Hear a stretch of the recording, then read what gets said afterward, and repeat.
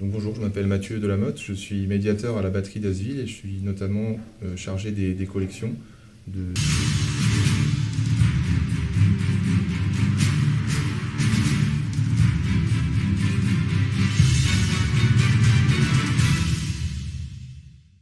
Alors aujourd'hui, on a choisi de vous présenter cette imposante caisse en bois qui a été retrouvée sur le site de la batterie d'Asville juste après les combats, qui a été récupérée par des habitants du village et qui nous a été confiée il y a maintenant quelques années. Alors sur cette caisse, les inscriptions sont en français tout simplement parce que c'était du matériel de récupération réutilisé par l'armée allemande. À Asville, il y avait 4 canons, c'était des canons Schneider modèle 1913 de 105 mm. Donc c'est l'indication qu'on a sur cette caisse, 105 de 1913. Et donc c'était une caisse qui contenait 10 douilles chargées pour le canon Schneider. Alors cette caisse, quand on l'a récupérée, à l'intérieur, donc il y avait différents objets. Donc ça, ce sont des douilles d'obus. Il y a plusieurs douilles d'obus. Alors ça, ce sont des douilles d'obus de 75, alors sûrement pareil récupérées sur le site d'Asville après les combats. Donc douilles pour canon de 75, notamment pour les chars Sherman, les chars qui ont attaqué la batterie à plusieurs reprises. Et là, donc, on a des douilles 205 mm pour les canons Schneider. Donc c'était vraiment les douilles qui étaient à l'intérieur de cette caisse. Donc ces canons de 205, c'était des canons au départ, des canons de campagne qui étaient montés sur roues.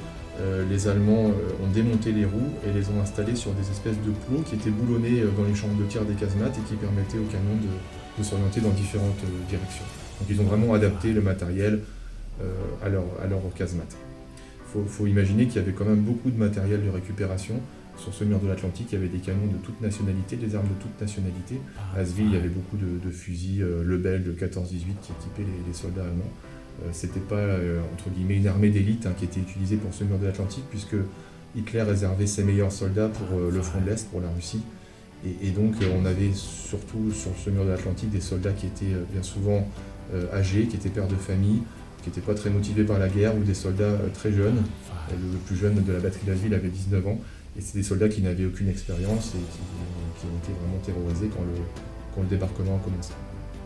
Et puis le dernier objet qu'il y avait dans cette caisse, c'est cette gamelle. Donc c'est une gamelle qui a été également, j'imagine, récupérée sur le site. Une simple gamelle qui équipait tous les soldats allemands. Il y a des petites inscriptions dessus, mais on n'a pas réussi à trouver de nom pour identifier son propriétaire. Les soldats utilisaient ces gamelles quand ils étaient sur le front, quand ils étaient en mouvement. Les soldats qui ont occupé la batterie d'Asville, je pense qu'ils s'en servaient quand même aussi quand ils montaient la garde par exemple, mais ils avaient quand même un réfectoire, une cantine, puisqu'ils avaient investi plusieurs maisons à l'entrée du village, qu'ils avaient intégrées vraiment au périmètre de cette batterie et qui servaient donc de cantine, de réfectoire, de sanitaire, de douche, de bureau du commandant, de dortoir. Donc la batterie avait vraiment englobé une partie du village pour son fonctionnement.